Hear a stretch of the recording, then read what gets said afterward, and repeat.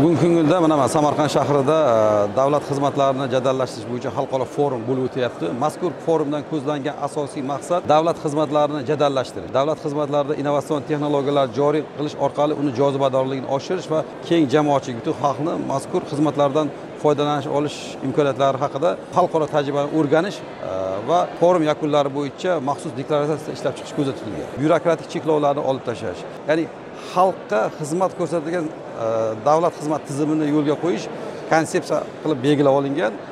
Bu borada bugungi kunda eng muhim bo'lgan yo'nalishlardan biri sun'iy intellekt texnologiyalaridan samarali foydalanish, xavfsizlik nuqtai nazaridan blokcheyn texnologiyalaridan samarali foydalanish va mana shu yangi innovatsion yondashuvlar asosida davlat xizmatlarini yangi bosqichga olib chiqish kun tartibida turgan. Bu borada xalqaro ekspertlar, tahlilchilar va rivojlangan davlatlarning mutaxassislari tomonidan fikr va mulohazalar bildiriladi va bu mulohazalar asosida kelgusida amalga oshirish rejalashtirilgan strategiyalar, ustuvor yo'nalishlar va maqsadlar belgilab olinadi.